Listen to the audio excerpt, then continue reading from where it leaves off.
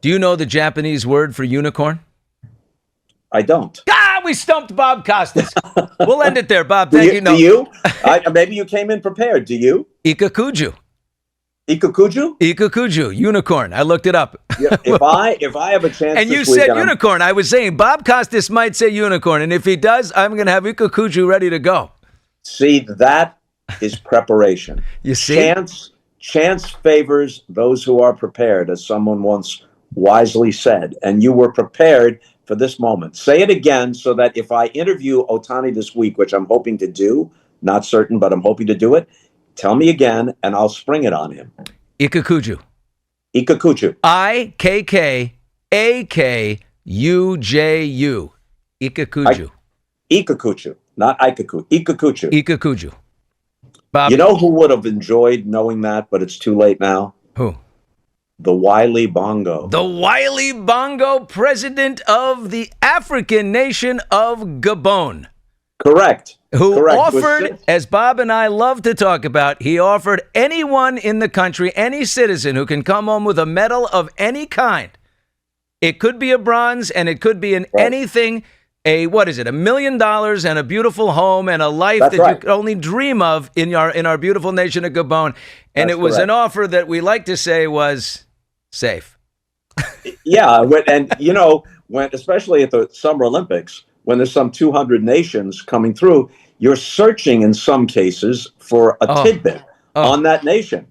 And I could never find a better tidbit about Gabon than that very fact. Oh, my God. That they're president for life. They're president for life. So maybe Trump was taking notes. He is not a moderate Republican like your brother. But it was your brother, right? That's going to run. Yeah, he's going to run. We got an interview with him coming up. I thought moderate Republicans were on the endangered species list, but it's good to hear that a few of them still exist. But the wily Bongo was president for life of Gabon.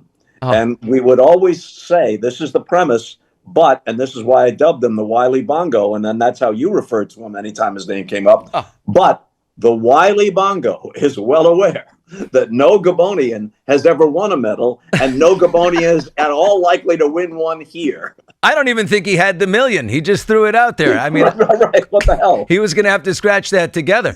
I'll never forget when Bob Costas said it was opening ceremonies, and he throws out the wily Bongo and this little tidbit from Gabon. I almost lost it, and I said, please cut away to Katie Couric's face right now. She's sitting next to Bob. She's got to be like, wait, what? What page is that on? Oh, my God. Yeah. Oh, unbelievable. Yeah. Well, this moment, I mean, this performance by Shohei Ohtani, he seems to transcend not just the game, but like the culture around the game, the media, the fan engagement, the global outreach. I mean, I can't. The ratings, by the way, as well. Throw that in there. They're up in baseball. Isn't that for the first time in a while? It depends on the matchups. Like last year, Yankees, Dodgers got high ratings, and had it gone beyond 5, had it gone to 6 or even a 7th game, then they would have been probably the highest ratings since the Cubs in 2016, because they became a national story, breaking that 108-year curse and finally winning the World Series. One way to measure this is that it's water cooler stuff, so to speak, if there are water coolers anymore, where you're seeing Ohtani being talked about on news programs outside sports contexts. People that are not avid baseball fans are talking about him and about what he did the other night, and that will carry over into the World Series. I mean, you always talk about the story in sports, especially at the Olympics. There's always the story. There's the event, there's the score, there's the medals, but there's the human narratives, the context behind the statistics. That's where you live and thrive. What story do you think we're witnessing with Shohei Ohtani's career? I think the story is he's today's headline, but he's also writing history. All these comparisons in the American League, the comparison is who should get the MVP? Aaron Judge, who had a superhuman season, or Cal Raleigh, who hit 60 home runs as a switch hitting catcher while playing that grueling position. And it's very possible that he will get to the World Series if the Mariners win tonight. They're in the World Series against the Dodgers. That's your conversation. Raleigh and Judge this year. And Judge is a somewhat historical player. But with Ohtani, the story is today, but every moment you think about him, the story is about all time. Where does he fit in the history of baseball? And the answer is one that can't be refuted, in a category all his own. There is no direct comp. As we said earlier, I said earlier, you can make an argument for somebody else using whatever criteria you want to bring in. But nobody ever did these two things, the two most important things, simultaneously at his level. Not even close. Wow. Okay. I did want to ask you about somebody we asked you about last year briefly. Yes, sir. We asked you last year about Shohei Ohtani going 50-50, right? Oh, my God. And the other night, I just saw him hit a bomb the other night, right? well, he went through 6 innings, struck out 10, and then hit 3 home runs in the same game. That is ridiculous, man. He did what? 6 innings, struck out 10, and then went 3 for 3 at the plate and hit 3 home runs in a closeout Can they just game. hand him the MVP during the game? I was going to ask you if you think that's the best individual performance, maybe not just in baseball, but for a single game in sports history. Yeah, because he's doing something that's unfathomable.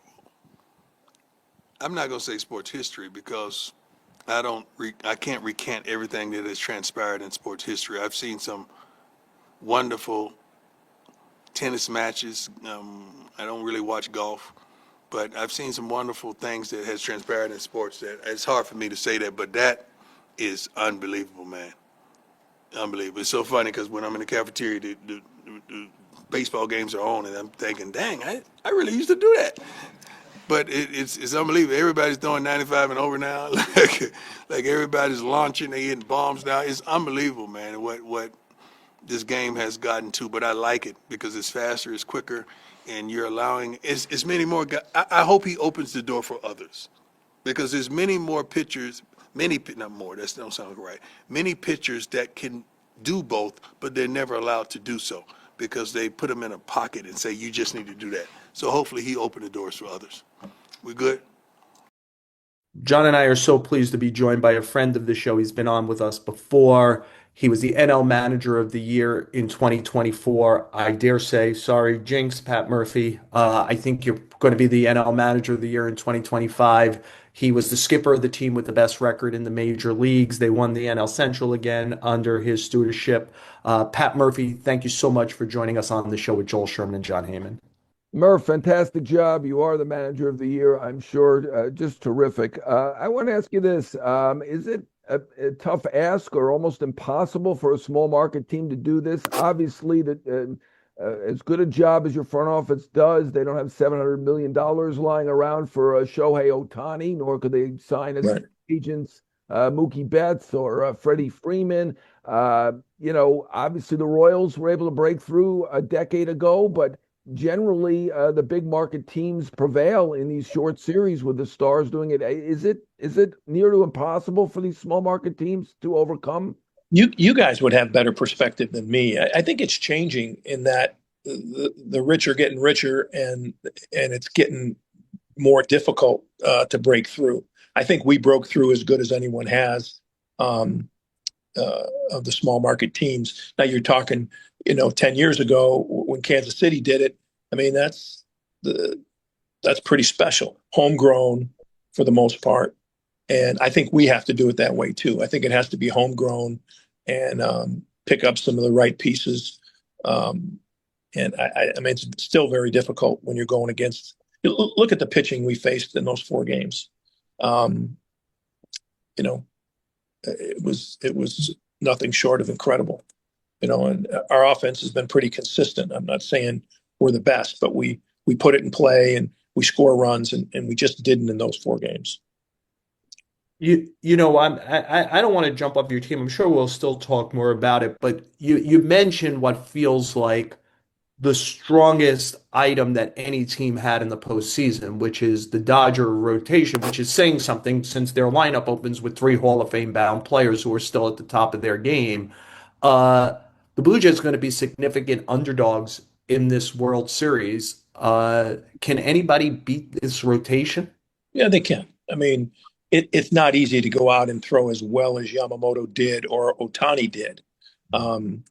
Now, Glass now is one of the best, but he's gettable, and at this point right now, I mean, It's again, he's that special that he can go 6 shut too. But he's got when Yamamoto's on and that split looks like the heater, and the heater's going up and the split's going down, and one's 92 and one's 98. It's pretty hard to discern. And oh, by the way, then I'll drop in a breaking ball anytime for a strike. And Ohtani the same way. He'll throw a sweeper, throw a heater, then throw a cutter. Like, Shohei, come on, limit your pitches. It's just been unbelievable what he's done. So you think of that, and then Snell, what can you say? He was on it. I mean, throwing 7 and 8 changeups in a row. Like, who does that? Yeah, I mean, he was special, and he knew what he was facing. He's faced this before, and he neutralized it. And man, he was special. And then dropping breaking balls and sliders to left-handers for strikes, and then for outs, and then his changeup impeccable with depth. And sometimes he cut it, and then, oh, by the way, here's 97 at your neck. He's those three. But they can be off. We've seen Snell walk people. We've seen Glasnow walk people. We've seen Yamamoto. We got him for 7 runs in the first inning here. So if they don't repeat that, any team can beat anybody.